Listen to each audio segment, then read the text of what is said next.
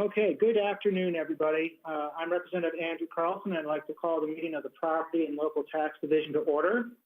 The following members are present. We have Representative Zhang, Representative Vang, Representative Hewitt, Representative Marquardt, Representative Hertas, Representative Rumbeck, Representative Bernardi, Representative Gomez, Representative Drazkowski, and Representative Petersburg are currently all on the call. So thank you all for being here today. And if other members join us, we'll acknowledge them as well. So next on the agenda, with that, there is a quorum present, so we can conduct our business. Let's see, I have a motion from Representative Vang to move the May 4th minutes. Any discussion on the minutes? I'll give folks a chance to be unmuted here. All those in favor of the May 4th minutes, please say aye. Aye. Any opposed? Any opposed, say no. With that, the minutes from May 4th have been approved. All right, members, today we continue our discussion from Monday on the delete everything amendment to House File 346. Members, you'll recall that the First Amendment, let's see, oh, sorry, we got a little business to do here first. We need to move the amendment first. Once that is finished, we'll move to the general discussion and comments. First, we have to move the underlying bill, which is the A20 DE. All right. So I'll move House File 346 as referred to be referred to the Committee on Taxes. So moving the A20 amendment, members, this is a procedural motion to adopt the language that we heard on Monday. So after this is adopted, once we adopt this amendment, we'll have any discussion on those. Any discussion on the A20 amendment, members? Okay, hearing none. Give folks to be unmuted here. All those in favor of the A20 amendment, say aye. Aye. Aye. Any opposed, say no. Okay. With that, we have the bill before us. This is the first amendment is the author's amendment labeled A6. And members, you're also sent a summary of the author's amendment. I'm sorry, author's.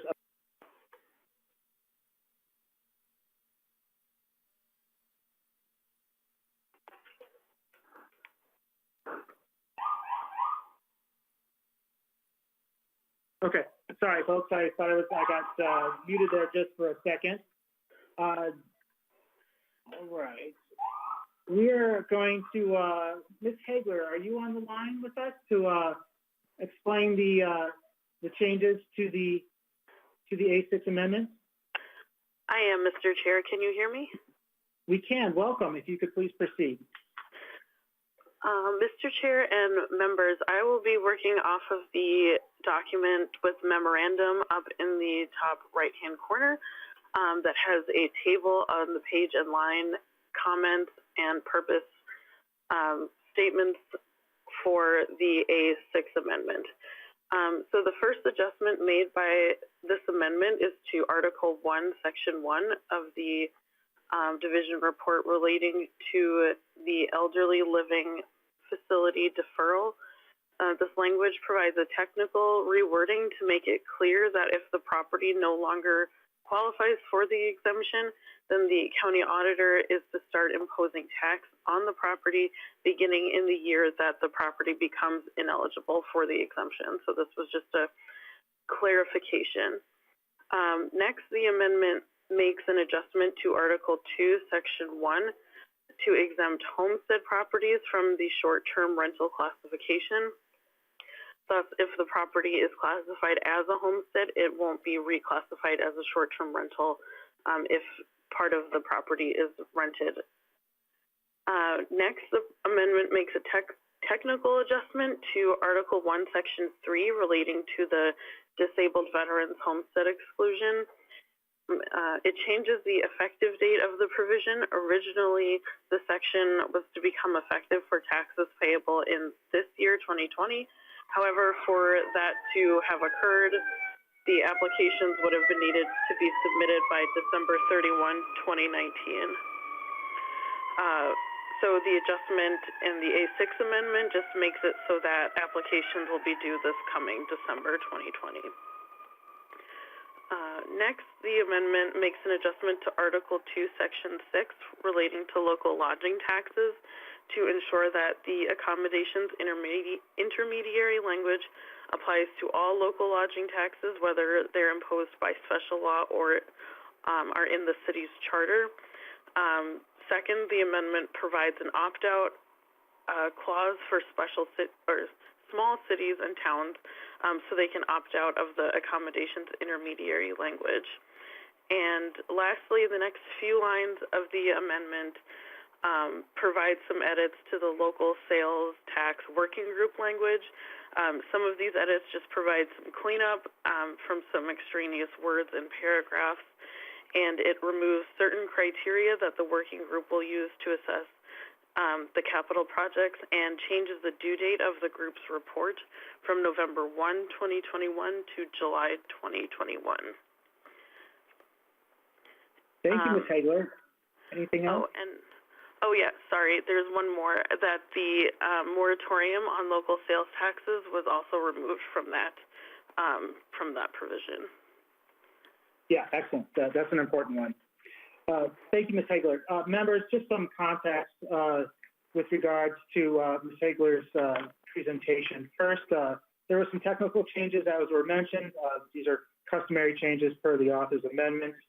We also deleted the moratorium language. This was done so that we're not forcing future legislatures' hands on how to approach local sales taxes, and will allow for viable local sales tax proposals to move forward next year. We thought that was worth the change. Next, the group study language was altered to make the language less prescriptive and move up the timeline to better suit future local sales tax proposals based on feedback from cities. Next, the local lodging tax language is altered to allow small cities to opt out if they so choose, since the point was raised that some small municipalities may be opposed to this change. And the short-term rental language is modified so that it won't apply to residential homestead. You may recall this follows a recommendation from a previous property tax working group study. I think that was back in 2012. And so with that, we're going to move the A6 amendment. Any discussion on the A6 amendment? Representative Petersburg, we see that you're on the list here. Please proceed. Thank you, Mr. Chair. So one of the questions I had in regards to the moratorium and removing that, I think that makes some sense. As I said earlier this week, it seemed like changing things in the middle from one year to the next was very overwhelming and overbearing on some of these cities and others. And so I think that's helpful to allow the working group to work through this while we still allow the cities to work under the old program, I think is beneficial. My only question is, from that, does that mean, or can I assume then, that we don't have any projects this year that we felt would be qualified to actually move forward and get approval? Is that the way I'm understanding the language?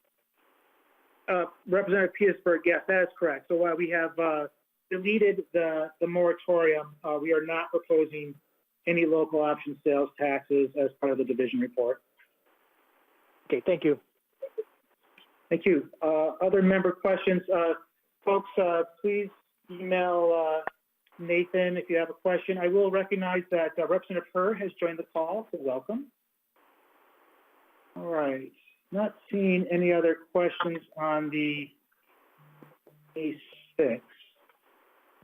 Members, I'm going to assume voice vote on amendments. So I'll speak slowly, but my assumption is that we'll be doing voice votes unless a roll call is requested.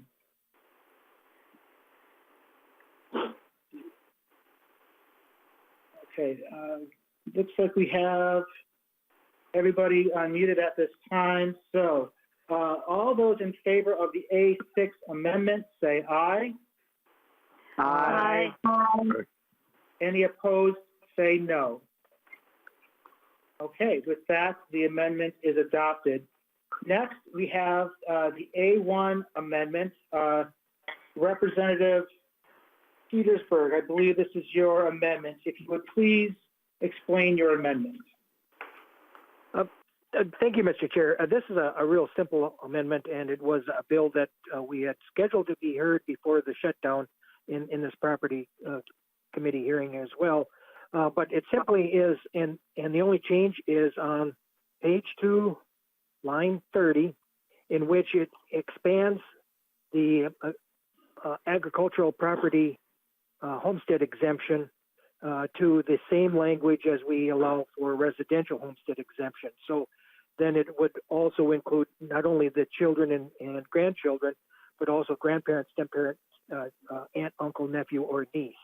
It just kind of mirrors the language then for residential as it does then for ag, and I think that's an appropriate use of homestead exemptions.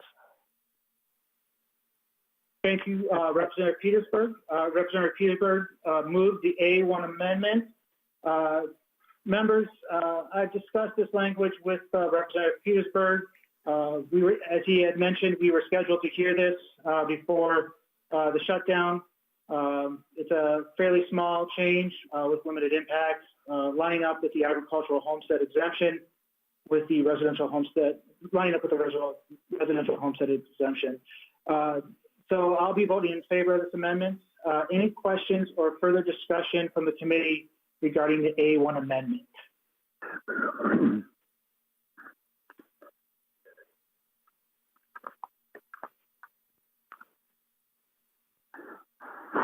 Let's see. While we're waiting for members to see if they have any questions, Michelle, do you have some information for us with regards to the possible fiscal impact?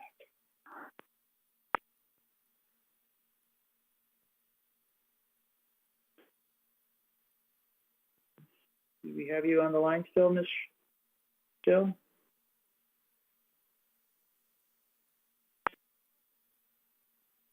Okay. Well, if we get you on the line, we can always come back. Good afternoon, Mr. Chair. Can you hear me? We can. Hi. Wonderful. Did you get my question with regards to? I did. Okay. Any information for us? Yes, Mr. Chair and members. There is a revenue estimate available for Representative Petersburg's bill. And what we can see with the revenue estimate is at this time with an effective date beginning with property tax payable in 2021, there is an unknown impact to both property tax refund interactions, the homestead market value credit, and then also a small unknown impact on the estate tax. And this is basically because you can't tell which properties would qualify for this expansion of eligible persons for this relative homestead. And so that's where we sit right now with this estimate. Okay. Thank you, Michelle. Very much appreciated. Not seeing any more questions, member questions. We'll move to a vote. Give a second here to unmute everybody. Okay, all those in favor of the A1 amendment, please say aye. Aye. Aye. Any opposed, say no. Okay, with that, the A1 amendment is approved. Thank you, Representative Petersburg. Thank you. Next, we have, Representative Petersburg, any closing comments or moving on? No, Okay. I just was saying thank you. Appreciate it. Thank you. No problem. Okay, members, next we have the A2 amendments. Representative Marquardt. Representative Marquardt, would you please explain your amendments? Thank you very much, Mr. Chair. Members, the A2 amendment would continue a property tax exemption for 30 to 35 property parcels owned in Cass County by the Leech Lake Band of Ojibwe. And so this was a bill that was authored by Representative Purcell, House File 4391, and kind of like Representative Petersburg, because of the conditions and so forth, our situation did not get heard. But it's land owned by the band, and they, for the last several years, have not been paying property taxes in Cass County because it's qualified for under the purely charitable property tax exemption, which is under statute 272.02. And by the way, there are 103 exemptions. So this would be subdivision 104. In fact, last year we did one for licensed child care facilities. So anyway, for a number of years, these have been exempt from property taxes. But in 2019, the Department of Revenue clarified this part of law, which deals with institutions of public charity, and said that they had to be a 501c3 organization. And my understanding is that tribes cannot do this. And so in 2019, the Leech Lake Band of Ojibwe was informed by Cass County that they would now, those 30 to 35 parcels, would now go on the property tax rolls. And so there's a number of meetings between the band, Cass County, Department of Revenue, and they thought the best fix was legislative. And so this is what we have. It sounds like everyone is on board, but basically it's very narrowly defined. It would exempt properties owned by the Indian tribe in Cass County, and it would be exclusively for land use for tribal purposes or institutions of purely public charity.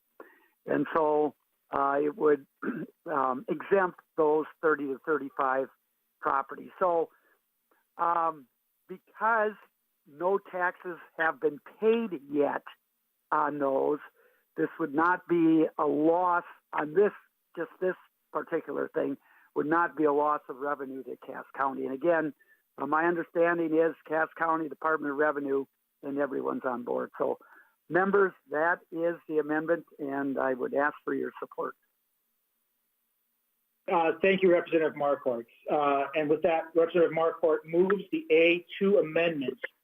Any discussion, any member discussion on the amendments? I'll give folks a chance to let us know.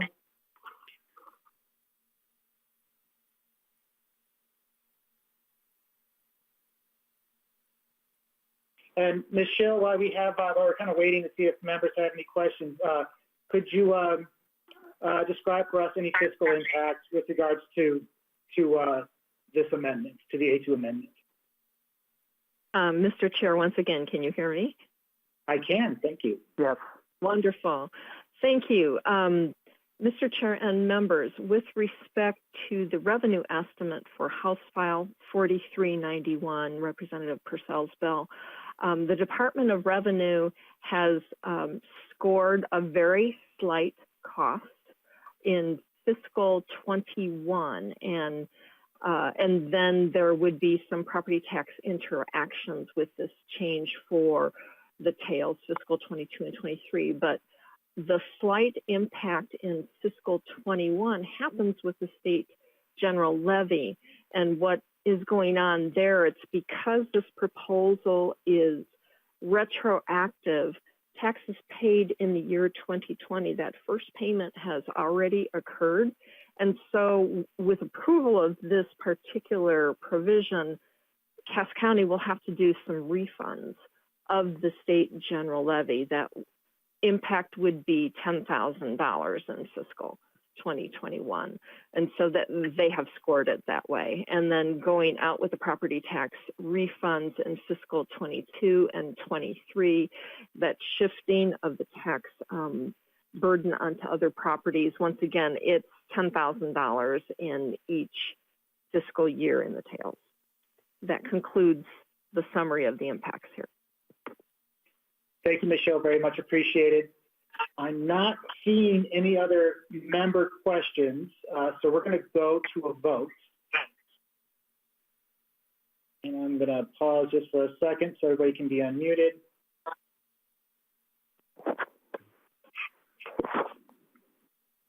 Okay, all those in favor of the A2 amendment say aye. Aye. Aye. Any opposed say no. All right, the A2 amendment is approved. The next Thank you, members. amendment, yeah, thank you. Thank you, Representative Marquardt, very much appreciated. Next, I have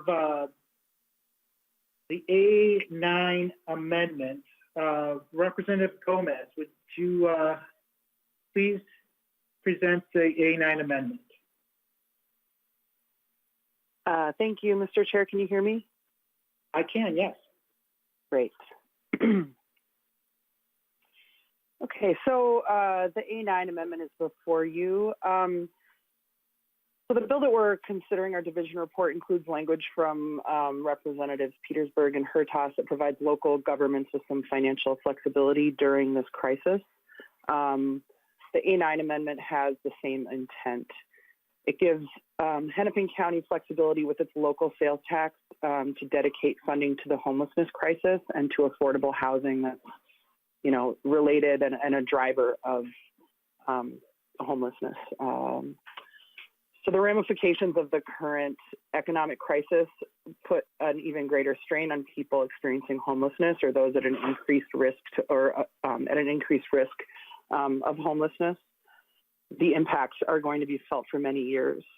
Of course, Hennepin County also is experiencing this sort of greater impact of homelessness during this economic crisis. Hennepin County's 0.15% sales tax is in place to pay down the debt on the Twins ballpark. It can also be used to fund about $5 million annually in grants to youth sports and extended library hours. So this bill just adds an additional use to those two so that the county can spend up to $2.5 million for affordable housing. That's deeply affordable housing at less than 30% of area median income, which is the part of the housing spectrum that experts tell us has the greatest need. And so it's sort of like the place where we target investment to have the greatest impact. Hennepin County currently has a network of emergency shelters with nearly 900 beds, and they're almost always at capacity. There are more than 700 people, 732 people were counted among Hennepin County's unsheltered homeless last year. And of course, as I said, the housing crisis has intensified because of COVID-19.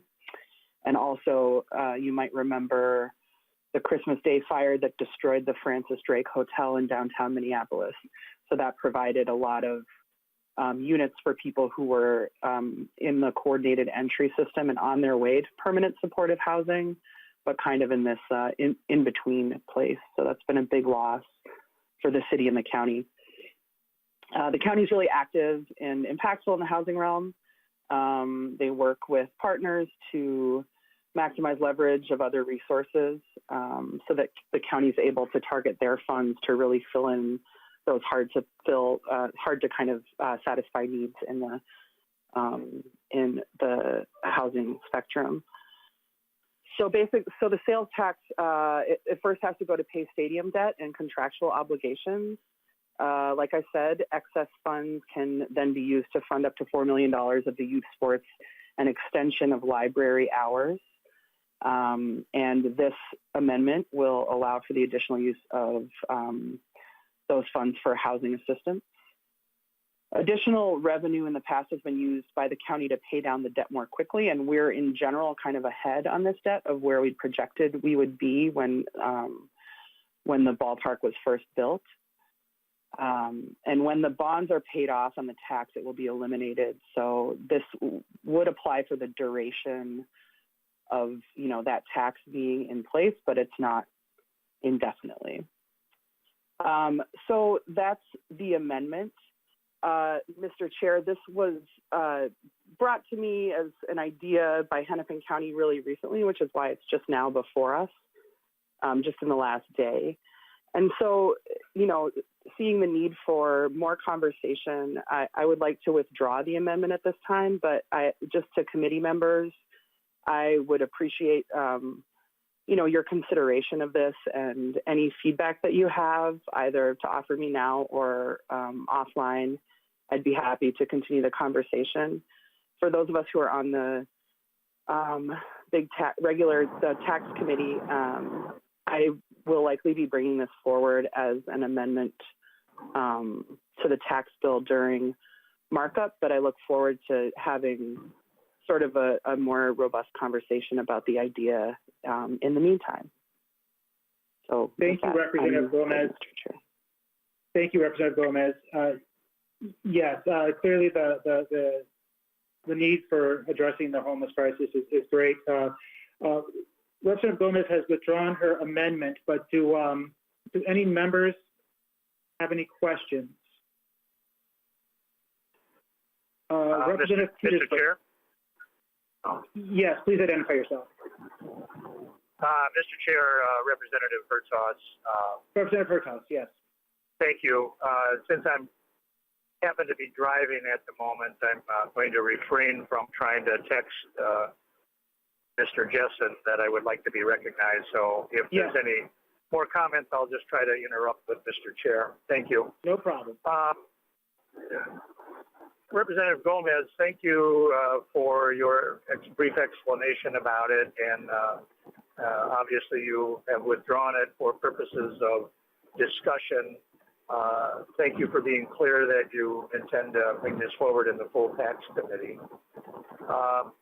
You seem to suggest that the bill itself or the amendment addresses housing, but in general, you were more specifically addressing homelessness.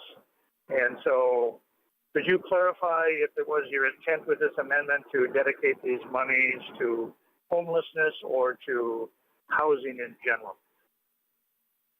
Representative Gomez.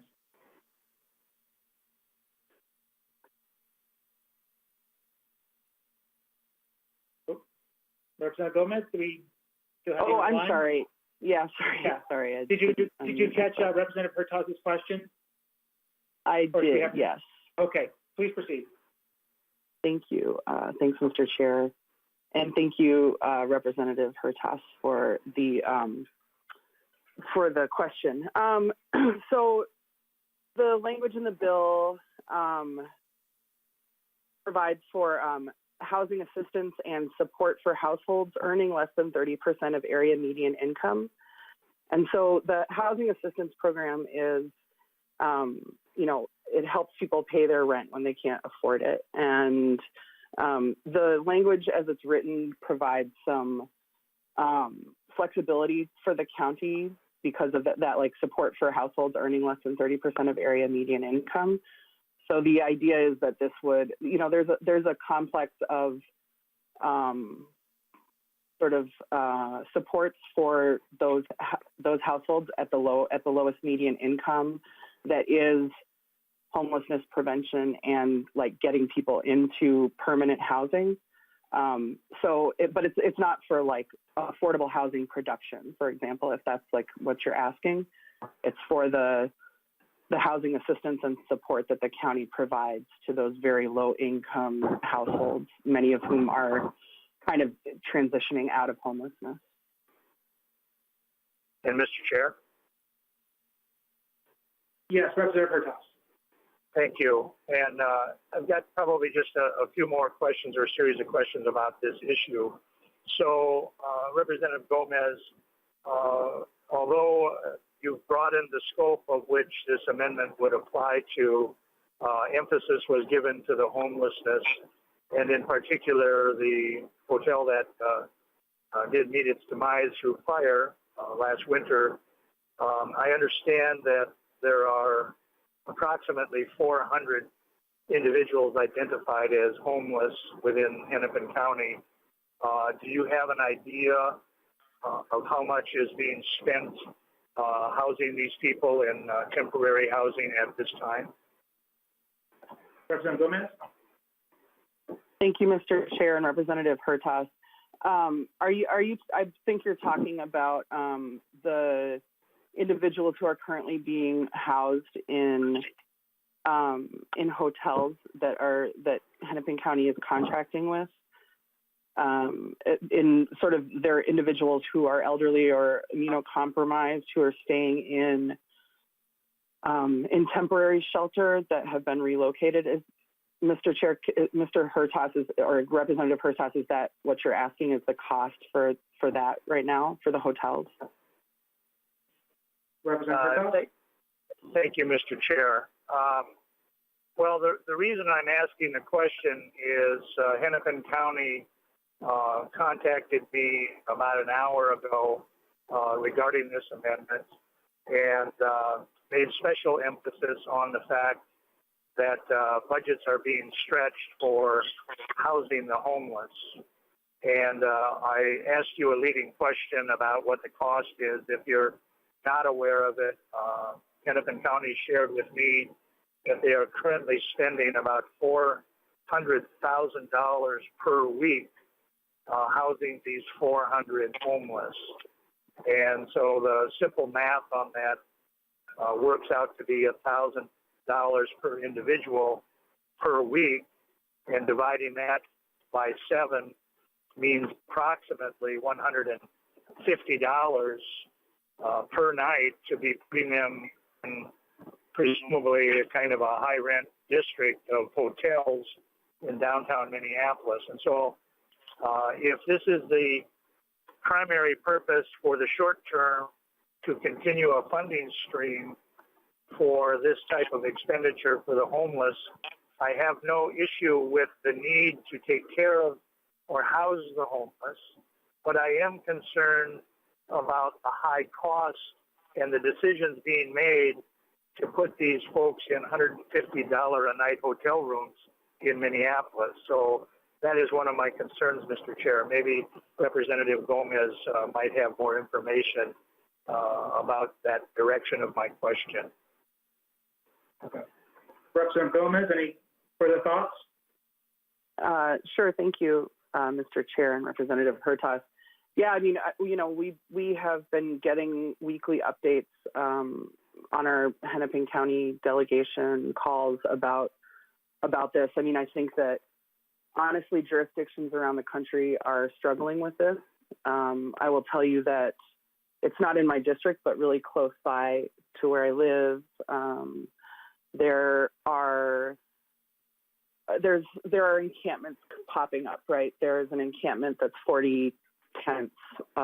It's pretty large, it's on Metro Transit property, and it's during a pandemic. That's a very unsafe way for people to be living, and so I guess I just, I can understand the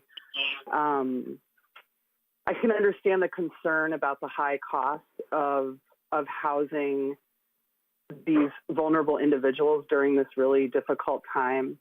And I can't speak to what the negotiations were like with the hotels or where they chose to site people. But I mean, this COVID crisis is revealing the failures of our social safety net. It's revealing the impacts of, frankly, the crisis of working class people in this country. I mean, I think that we all represent communities where more and more people are falling through the cracks. We often hear about the fact that, we have an economy where 40% of people couldn't weather an unforeseen $400 expense. And so people are losing housing and are finding themselves homeless, and then a global pandemic hits, right?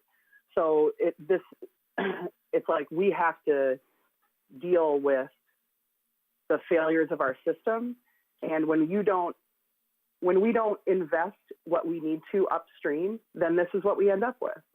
When we don't invest in healthcare upstream, then guess what? In preventative care, then people end up coming to the ER. And then something that could have cost, $100 costs $1,000.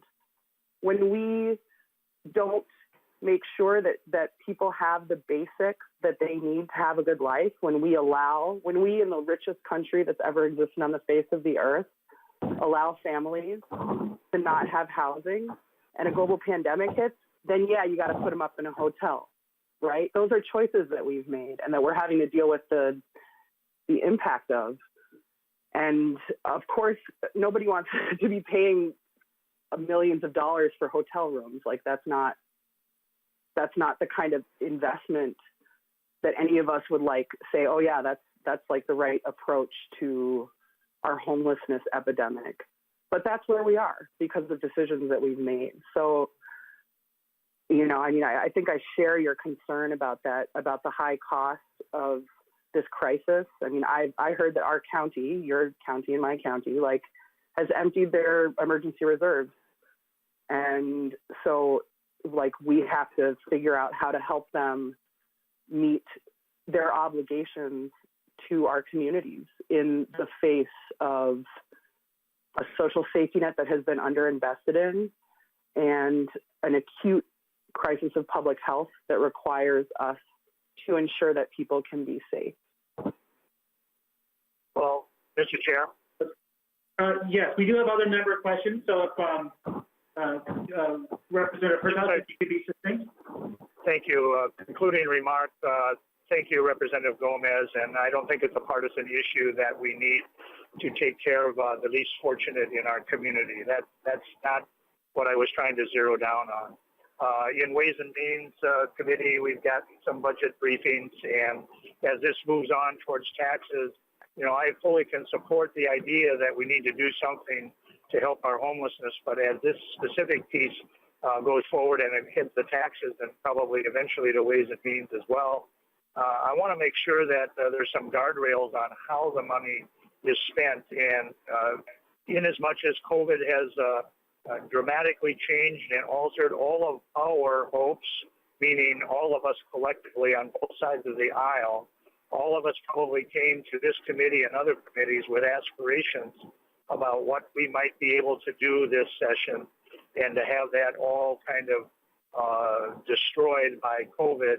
And we're facing serious budget challenges, and whatever money is being spent, whether it's our money, taxpayers' money, whether it's the federal money, we need to spend it really wisely because we're going to be facing shortages of cash on all fronts, and that's my only concern here. Thank you for bringing your proposal forward. It's a creative idea. I understand that. I get that. But we do need to put some guardrails around how the money is going to be spent, and even with regard to aid, by maybe even putting a per diem allowance per individual, what can be spent in terms of temporary housing would do well to cause Hennepin County officials to have to really negotiate on behalf of these hotels and motels. This should not turn out to be paying full fare, given that there are fewer any customers in the motels or hotels right now anyway. This is not the going room rate, but anyway, I'll end it there. Thank you, Mr. Chair. Thank you, Representative Hertaus. Next on the list, I have Representative Raskowski.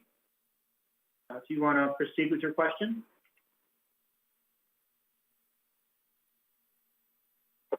Thank you, Mr. Chair. Yes, I'm just was just turning to the amendment. I'm curious if staff can tell us the history of this section of statute.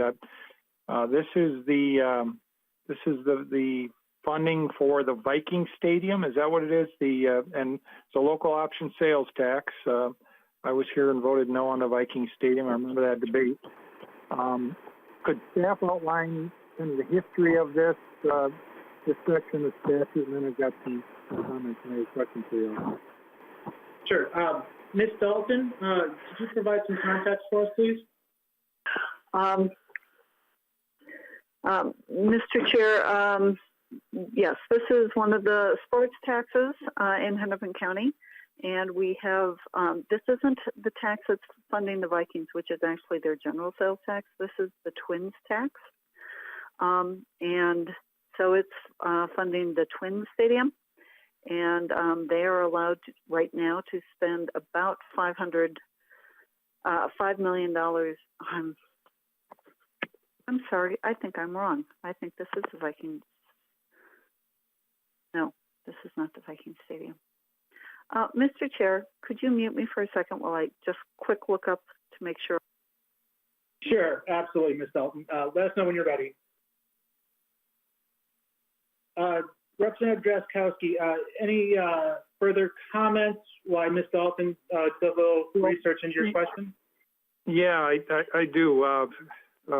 Mr. Chair, members, Minneapolis has been given a bunch of these types of special opportunities in statute, and my opinion is this section of statute should go away. We shouldn't be creating special carve-outs for municipalities to do things that other municipalities can't. They don't have to go to their voters to do this.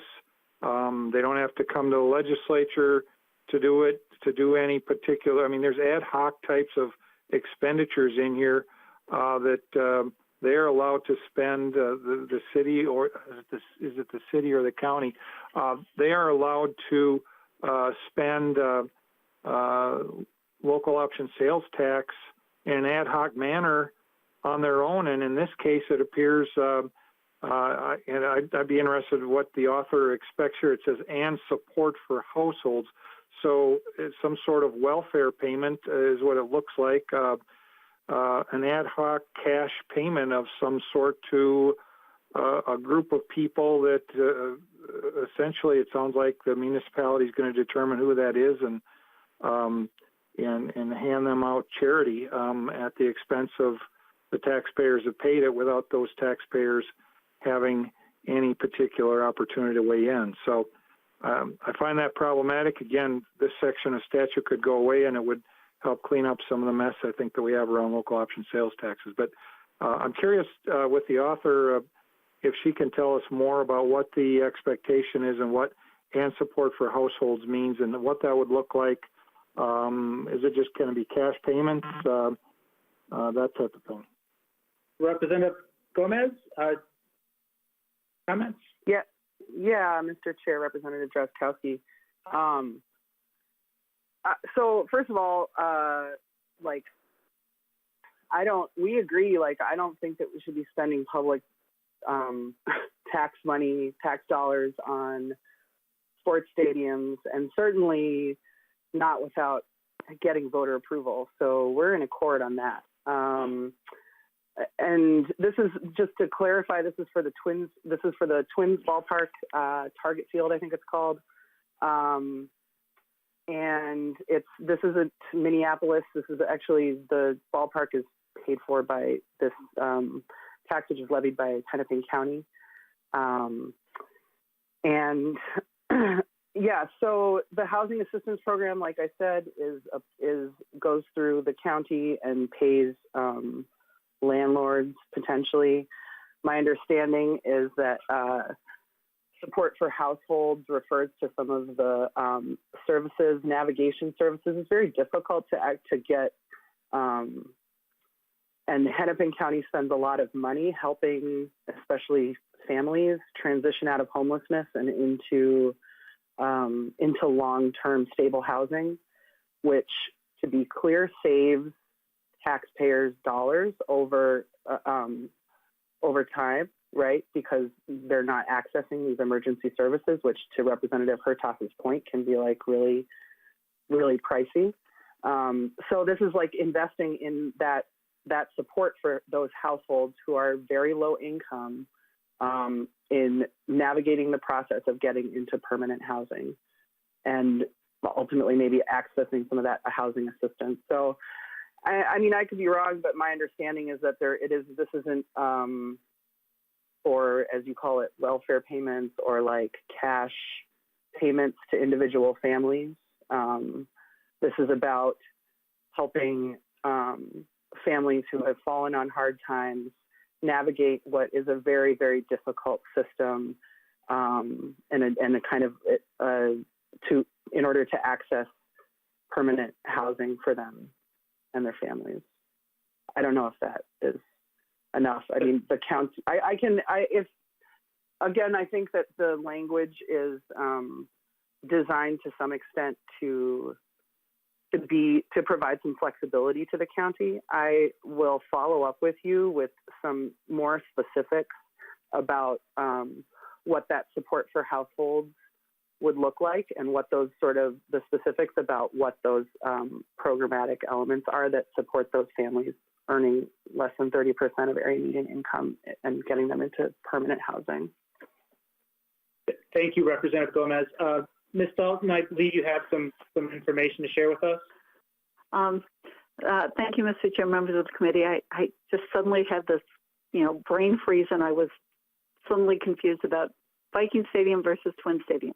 As Representative Gomez said, this really is this is the Twins tax. This is the 0.15 tax imposed countywide. Since the tax was authorized, there's always been a portion that has gone to pay for libraries and youth sports. It started at $400,000 a year because there was automatic inflators added to it. That has increased to about $500,000 a year. So essentially what they're asking for is, $5 million a year. I'll get my numbers right. $5 million a year. So essentially they're asking to be allowed to move $2.5 million additional money for housing purposes. There is, if this money is not used for this purpose, it will be used to defease the fund, to defease the existing bonds, and then used to put together a reserve account that can be used for refurbishing the stadium in the future. So if this money isn't going there, then that's where the money is going. Hope that answers these questions. Thank you, Ms. Dalton. Very much appreciated. Representative Drazkowski, a final thought? Thank you, Mr. Chair. Yeah, thanks for the discussion. Thank you, Representative Gomez and Ms. Dalton. The taxpayers in the county are not going to get a chance to weigh in on this if this is added in. I think that's a huge disservice to them.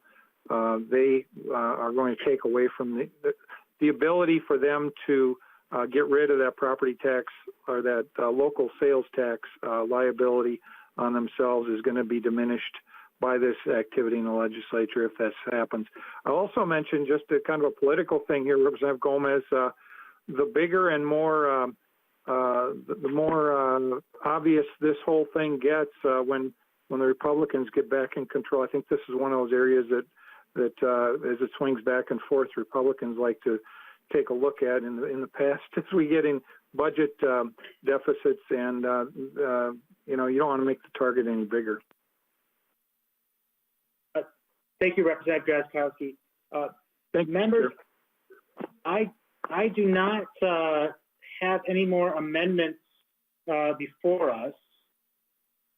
So with that, we can move to member discussion on the bill as before us.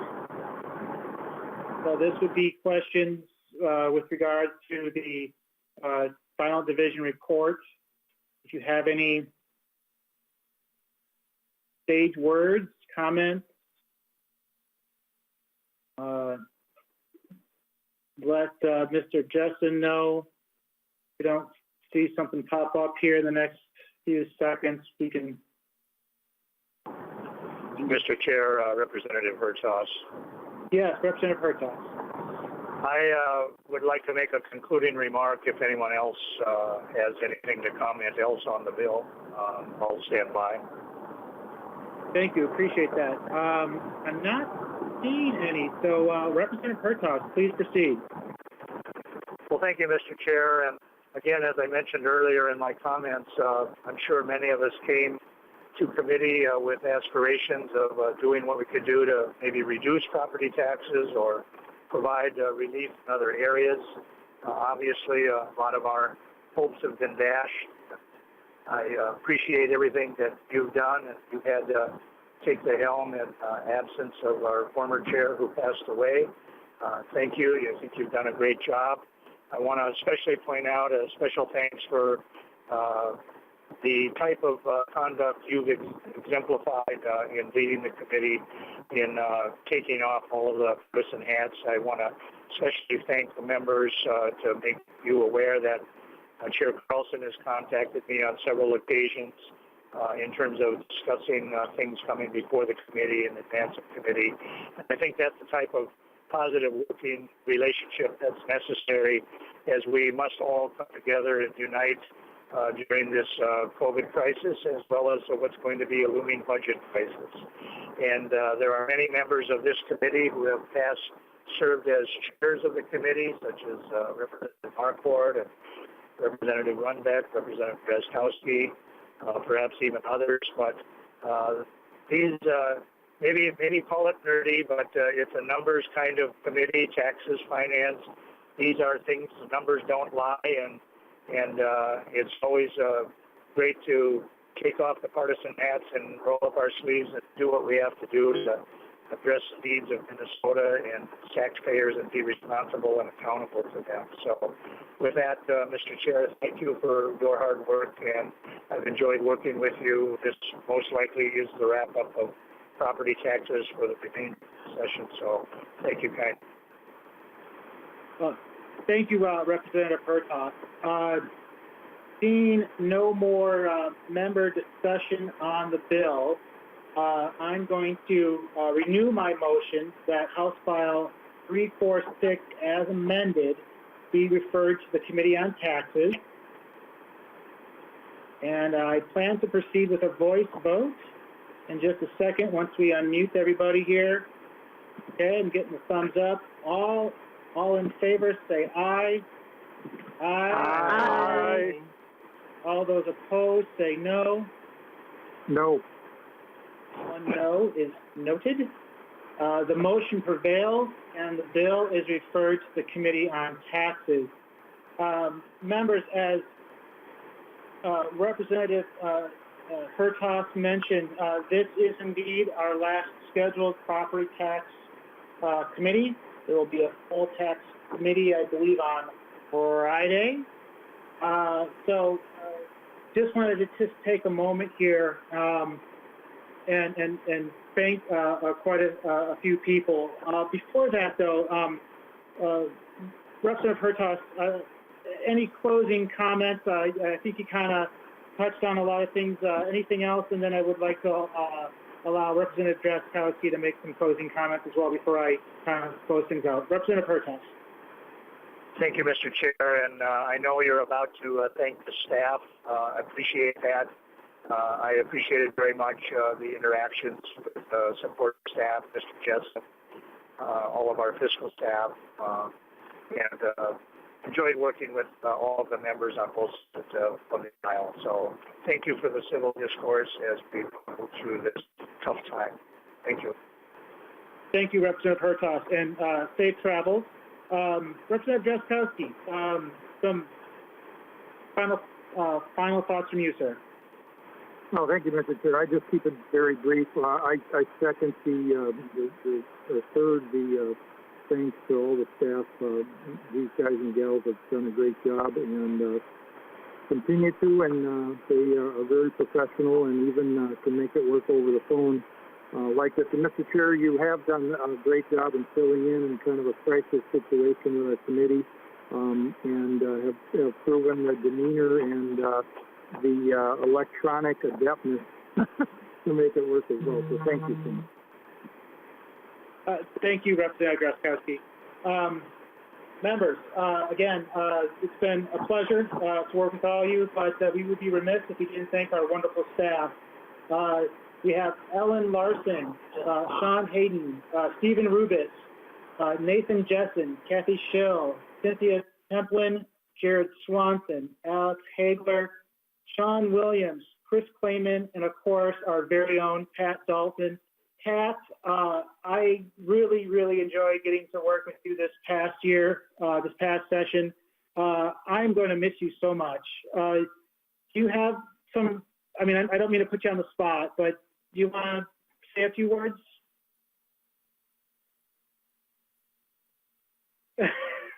I'll take that as a no. Well, maybe we'll get some final thoughts from Ms. Dalton during the I'm sorry, can you hear me? We can, yes. I didn't mean to put you on the spot. I'm sorry. I had my phone muted as well. Mr. Chair, it has, and members of the committee, it has been a pleasure working for this committee for the last 34 years. I've really appreciated it, and I wish you all the best in the future. Thank you so much. It's been a real pleasure working with you as well. Members, with that, let me just take a peek real quick at my notes before we adjourn. I think I've got it all covered here. I'm getting the thumbs up once again. With that, members, we are adjourned. Thank you so much for your hard work over the past session. And we will continue this good work in the full tax committee. With that, we are adjourned.